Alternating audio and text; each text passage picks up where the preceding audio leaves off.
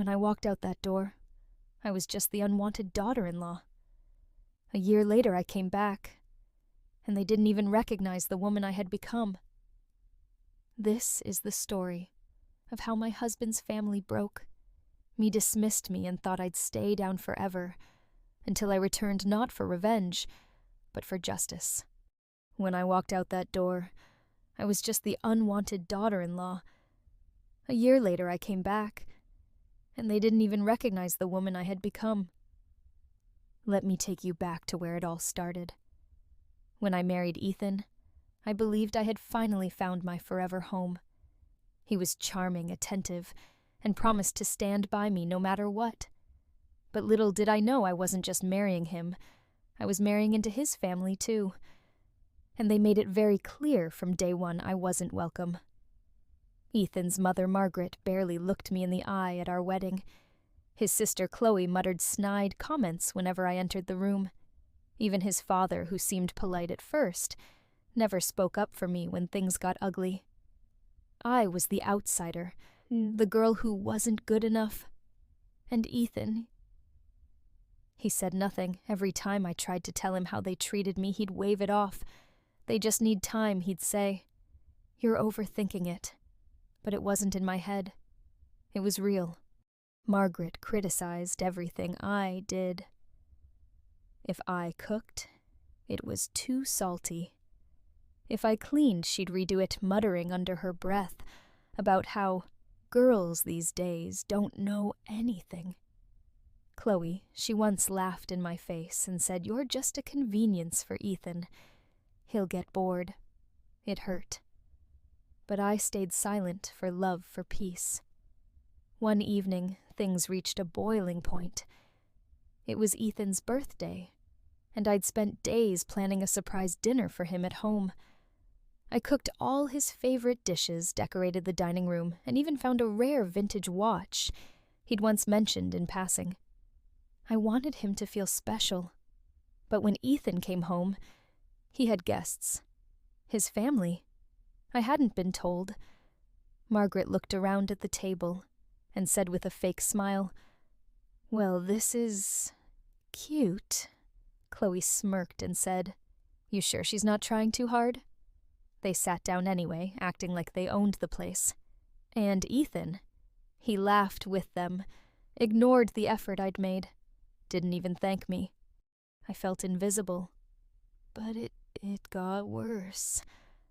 Margaret suddenly dropped her fork and said, "You know, Ethan, you could have done so much better. This girl, she's not wife material." My hands trembled. My heart sank. And Ethan, he just laughed. "I guess love makes us do crazy things," he said, looking me dead in the eyes. That was the moment something in me snapped. I excused myself, locked myself in the bathroom, and cried silently. I looked in the mirror and didn't even recognize the woman staring back at me. Weak, defeated, diminished.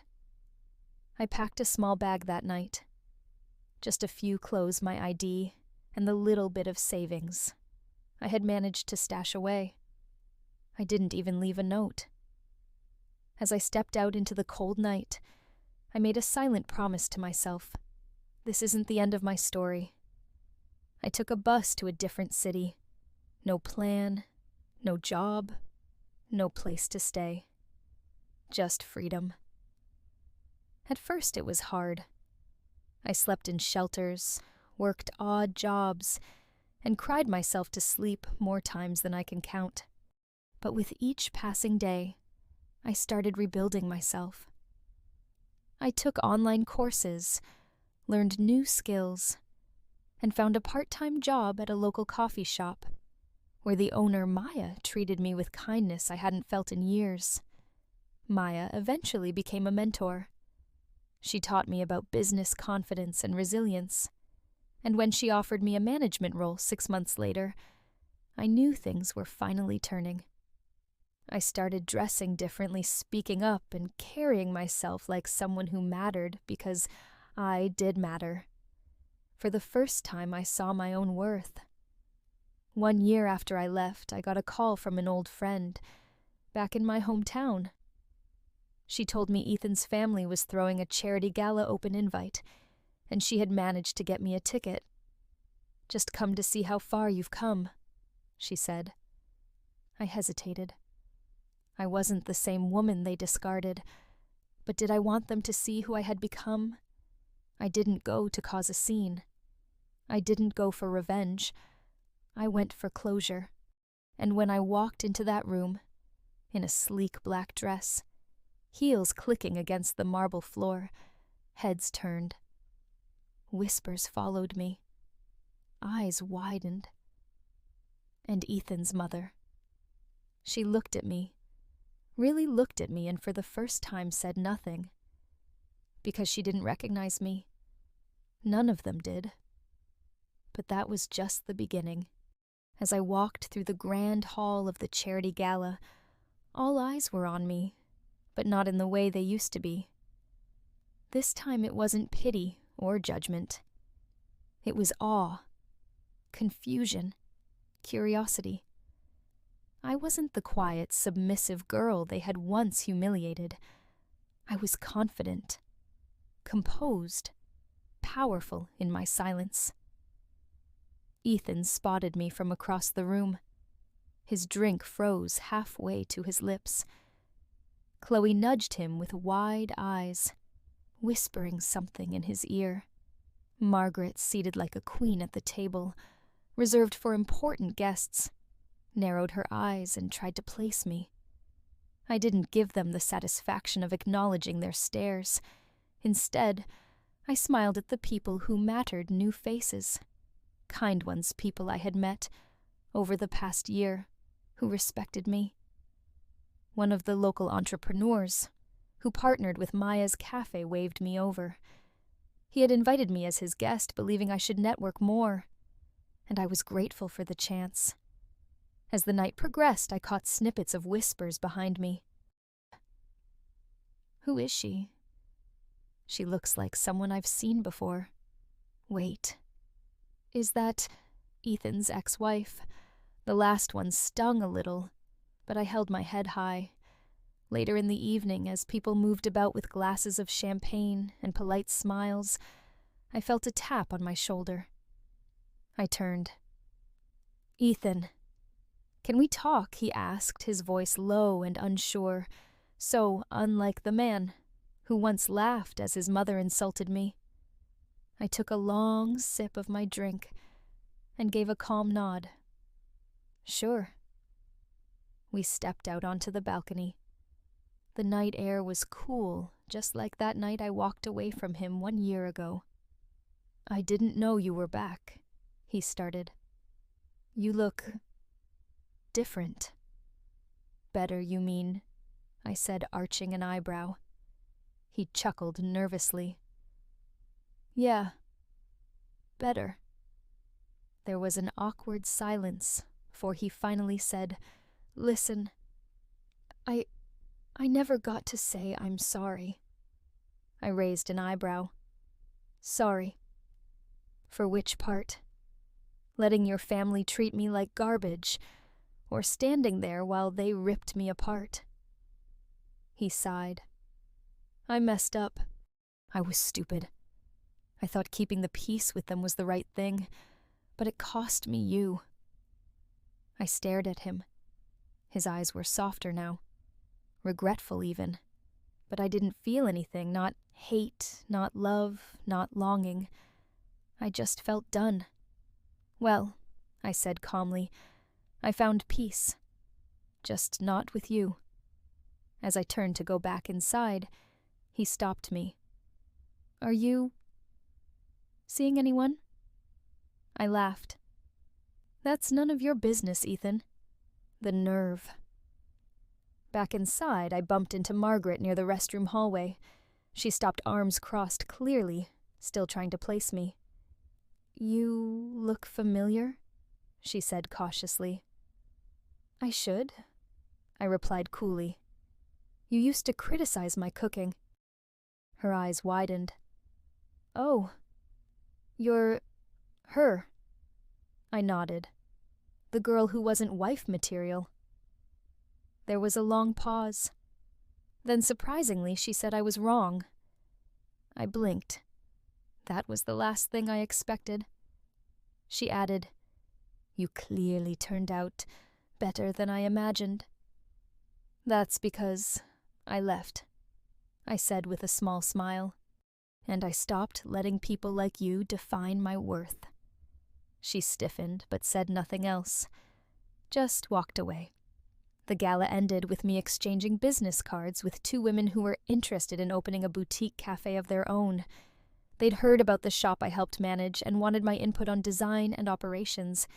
It felt surreal being sought after, listened to, respected. The next morning, I got a text from Chloe. Chloe, I can't believe how much you've changed. You were always smart.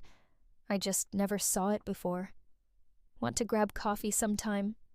I didn't reply. I didn't need their validation anymore. A week later, Maya called me into her office. She looked excited. There's an opportunity to open a second cafe location. I want you to run it, she said. I was stunned. Me. She smiled. You've earned it. And that's when I realized everything they took from me, every ounce of dignity they stripped away I had rebuilt on my own. Stronger. Wiser. I moved to a new neighborhood and began the process of launching the second cafe. I was in charge of hiring branding, design, everything. I even held workshops for women looking to restart their lives just like I did. One afternoon, as I was arranging a meeting with suppliers, a familiar voice came through the cafe door. Ethan. Again. Hey, he said, fidgeting. What do you want? I asked. I just wanted to see you. Talk. Maybe start over. I looked at him like he was a stranger. You didn't love me, I said softly. You loved having someone you could control. He looked down. You're right. And that was it. No begging. No dramatic apology. Just silence. He walked out, and I never saw him again. But I didn't need closure anymore, because I had become the woman they couldn't ignore, the one they underestimated, belittled and cast aside, only to watch her rise higher than they ever imagined. And the best part, I did it without them. It had been 6 months since I opened the second cafe, and in that time everything in my life had shifted. What once felt like shattered pieces of a failed marriage had turned into bricks I used to build my empire. And I wasn't done yet. Every morning I woke up before sunrise. I brewed my own coffee, not because I had to, but because it reminded me how far I'd come. I no longer woke up to make breakfast for a husband who didn't appreciate it, or to hear my mother-in-law sigh at the smell of garlic in the kitchen. Now I cooked because I wanted to, because it made me happy.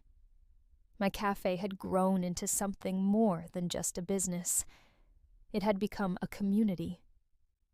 Women came in not only for coffee and pastries, but for strength, hope, courage. I began hosting weekend brunch talks for women who had stories like mine, stories of being overlooked, diminished, and underestimated. One Saturday morning, I noticed a young woman sitting alone in the back corner. She wasn't looking at the menu. She was just staring into her coffee. Lost. I walked over. Mind if I join you? She looked up, startled. Oh, sure. Her name was Leah. She had moved to town with her fiancé, given up her job in another state to support his career, and was now stuck in a relationship where she felt invisible. I listened. I didn't give advice right away. I just listened. When she was done, she looked at me and asked, "How do you leave when it feels like everything you are is tied to them?" I smiled gently. "You remember who you were before they told you who to be." She cried and thanked me. A month later, she showed up with a new haircut, a part-time job, and plans to finish her master's degree. Helping her changed something in me. I realized I had a new mission. So, I launched a program called Back to Me, a mentorship and empowerment initiative for women rebuilding after emotional trauma. I hosted workshops, invited guest speakers, and started partnering with local shelters. Maya supported the entire vision, and soon we were featured in a local magazine as a rising brand powered by women who refused to be silenced. That article changed everything. Not only did we gain new customers and investors, but I also received dozens of letters, some handwritten, some emailed, thanking me for speaking up. One letter stood out. It was from Chloe. "I know I was a part of your pain, and I hate myself for it now.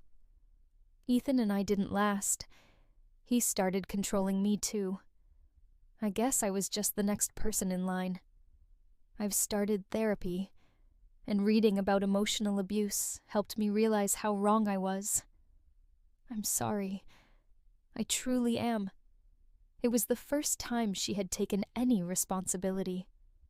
I thought I'd feel smug reading it, but all I felt was peace. I didn't reply. I didn't need to. One crisp fall afternoon, I was invited to speak at a women's leadership conference in the city. I almost said no. I wasn't used to being on stages, but Maya encouraged me. "You have something to say. People need to hear it." So I wrote my speech the night before, pouring out every lesson I'd learned. When I walked onto that stage, the lights were hot, the room was packed, and my heart raced like it hadn't in years. I looked out at the audience and began. A year ago, I was someone who thought love meant staying silent. I believed being a good wife meant disappearing behind a smile. I was wrong. I let people shrink me until I was barely a shadow of who I'd once been. But today I stand here not because someone saved me, but because I saved myself. And you can, too. The applause felt like thunder. After the event, a publishing agent approached me. "Have you ever considered writing a book?" she asked. I hadn't. But maybe it was time. Weeks turned into months, and before I knew it, I had a draft of a memoir, The Woman They Couldn't Break. It was raw, honest, and filled with moments I once felt ashamed of, but now shared with pride, because they led me here. One day, while reviewing edits in the cafe, Margaret walked in. I almost didn't recognize her. She looked older, tired, and for the first time, not intimidating. She walked slowly up to the counter. "I read about you," she said. "In the paper." I nodded. "Yes. It's been a busy year." "I came to apologize," she said. "Not because I want anything, but because I realize now what I was." I said nothing. She continued. "I raised my son to believe that women should serve and sacrifice. That was my mistake. And I hurt you through him." It was the first genuine thing she'd ever said to me. I waited, then said, "Thank you for saying that." She looked around the cafe. "It's beautiful. You've built something special." I did. I agreed. She left without asking for anything else. Closure comes in strange ways. One evening, as the sun dipped behind the horizon and warm golden light poured through the cafe windows, I sat alone with a copy of my printed manuscript in my lap. I thought about the girl I used to be, the one who smiled through dinners while being humiliated, who was told she wasn't good enough, who begged a man to love her properly. She was gone. In her place stood a woman who had rewritten her entire story. Not out of revenge, but out of rebirth. And in doing so, I had not only reclaimed my own voice, but helped dozens of women do the same. They say healing isn't linear. They're right. But it's worth every step. Because when you stop letting others write your story, you start creating one that's unforgettable. And for the first time in my life, I was unforgettable, not because of who I married or what I endured, but because of who I became. 6 months after my memoir, The Woman They Couldn't Break, hit the shelves, my life took a turn I could have never predicted. I had written the book as a form of closure, an emotional release. But what I hadn't expected was the way it would ripple through the world. Within weeks, I was invited to appear on morning shows, podcasts, women's panels, you name it. My story had somehow become a mirror for thousands of women who had once felt invisible, trapped, or voiceless. I started receiving letters from around the country, some heartbreaking, others full of hope. One message stood out. It read, "I read your book while hiding in my car, after another argument with my husband. You made me feel brave. I left that night. And for the first time in 10 years, I feel free." That message broke me in the best way. It reminded me why I started all of this. The media attention also brought back people from my past. A few high school classmates, former neighbors, even my old boss, the one who had suggested I tone down my outspokenness when I first joined the company. But there was one person I hadn't heard from. Ethan, until one day I did. It was a quiet Thursday morning. I was preparing for a talk at a local college, sipping coffee at my desk, when my assistant buzzed through. A man named Ethan is here. He says he doesn't have an appointment, but would really appreciate 5 minutes." I froze. Not because I was scared, but because I was surprised he had the nerve. I stepped out of my office into the lobby, and there he was.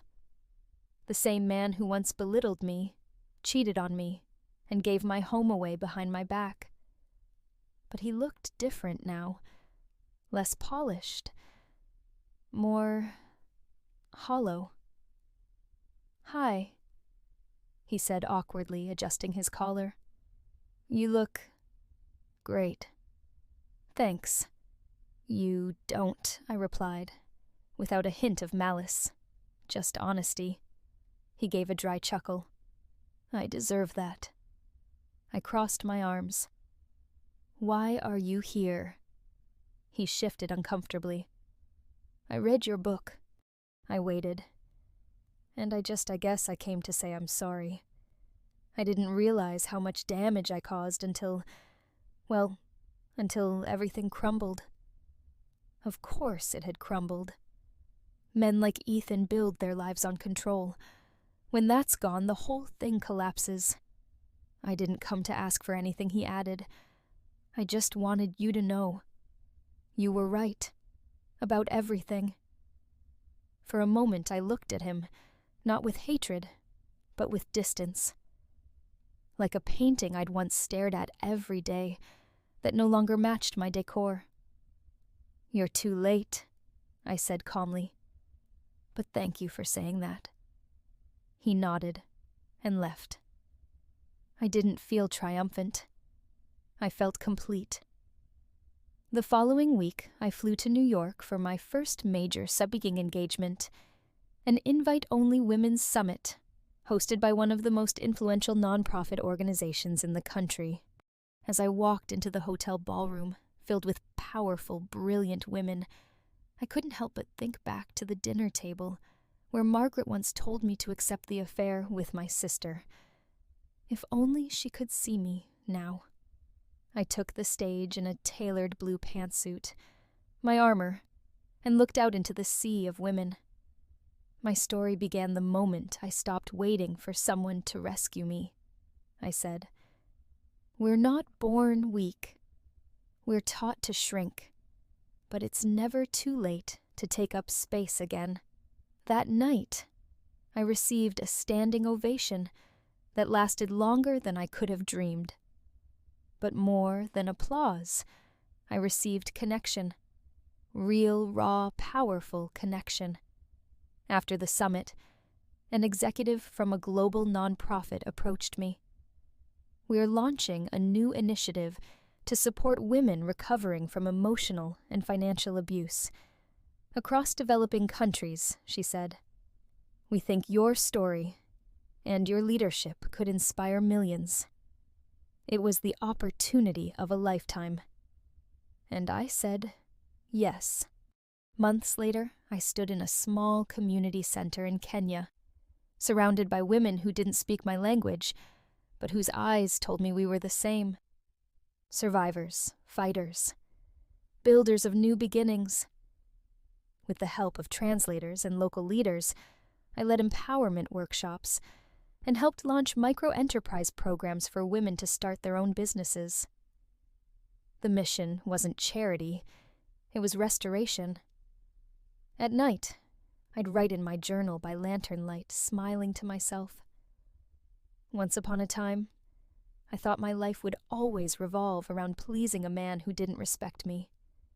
Now my life revolved around rebuilding dignity, mine and others. Eventually, I returned to the U.S. with a new sense of purpose. I expanded the Back to Me initiative globally, offering virtual mentorship for women across borders. The cafes became safe spaces, not only for coffee, but for community support, legal resources, therapy connections, and job training. One day, while reviewing the annual report of our foundation's growth, Maya looked at me with a proud grin. "You know," she said, "you've become the woman you once needed." Her words hit me harder than I expected. I had become that woman. Strong, clear, compassionate, free. On the 1-year anniversary of my book launch, we hosted a massive community celebration. The theme, Rebirth. Women I had mentored stood on stage and shared their stories. Stories of walking away from abuse, starting over with children, opening small businesses, and finding joy again. Then, to my surprise, my team invited me on stage for one last tribute. "We want to honor the woman who reminded us all that healing is possible," Maya said, "who showed us that brokenness is not the end, but the beginning." I took the mic overwhelmed with emotion. "I used to think my story was about loss," I told them, "but now I know it's about rebirth. Every time you choose yourself, you are reborn. Every time you say no to being small, you grow. Every time you rise from what tried to bear you, you bloom." The crowd stood, and I cried. Not because I was sad, but because I was finally full. That night I sat alone in my garden, barefoot, a glass of wine in hand, watching the moonrise. I thought about the girl I used to be, the girl who once whispered, "I'm sorry" for things that weren't her fault. The girl who stayed quiet to keep the peace. The girl who thought being loved meant being less. She was gone now, and in her place stood a woman who had lost everything, only to gain herself. A year and a half after I walked away from everything I thought I wanted, I've built a life that I never dared to imagine. It's not the life of the woman who used to be married to Ethan. It's not the life of the woman whose family expected her to shrink. It's the life of the woman who rewrote her own rules. My days are no longer filled with tension or silent wars. I wake up to quiet mornings, hot coffee, and the sound of birds outside my apartment window. I moved into a cozy home by the lake last spring. Nothing fancy, just mine. Everything in it was chosen with care. No more beige walls, no more furniture. I wasn't allowed to pick. Just warmth, light, and pieces of me in every corner. My business continues to grow. Back to me. Cafes are now in 9 cities, and our mentorship platform has reached over 200,000 women worldwide. I've hired women who were once in shelters, women who once thought their lives were over, and now they're thriving. But the biggest change of all, I'm finally at peace. Not the kind of peace that comes from silence or escape, but the kind that comes from knowing I stood up for myself, even when my voice shook. The peace of knowing I didn't let someone else's vision for my life define me. One evening, while hosting a small retreat for trauma survivors, I found myself walking along the beach with a woman named Nadine. She had been married for 18 years to a man who controlled every dollar she spent, every word she said. She'd finally left 3 months earlier, and she still spoke in a whisper. As the waves rolled in, she asked, "How did you get so strong?" I paused, smiled gently, and said I stopped asking for permission to live. She nodded slowly. "I hope I get there someday."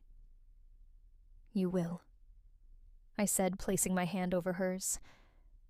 "The moment you stop apologizing for surviving, you'll start thriving." It's moments like that, quiet, honest, real, that remind me what this was all for. Last week, I received an invitation to speak at a women's leadership conference in Paris. I almost turned it down. Not because I wasn't honored, but because I didn't feel the need to prove anything anymore.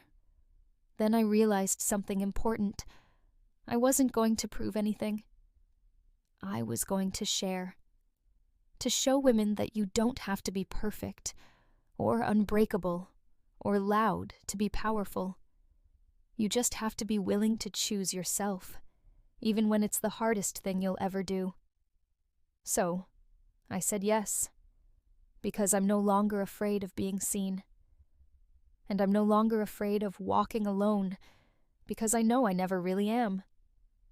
We're all walking together in a million different places, with the same quiet strength in our hearts. A few nights ago, I got a message from someone unexpected. It was Lily, my sister. Her message read, "I know I don't deserve a response.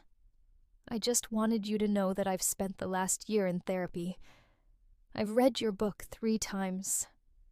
I'm so sorry. I hope someday you'll forgive me."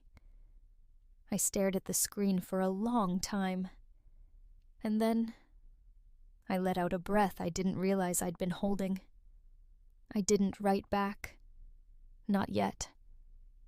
But I didn't feel anger anymore. Just distance. And strangely, peace. Not everything needs a dramatic ending. Sometimes healing means letting go without needing to reopen old wounds. I used to think survival was the goal. But now I know better. Thriving is. And thriving doesn't mean shouting from rooftops or becoming famous. It means waking up every day and choosing you even when the world tells you not to. It means finding joy in your own company.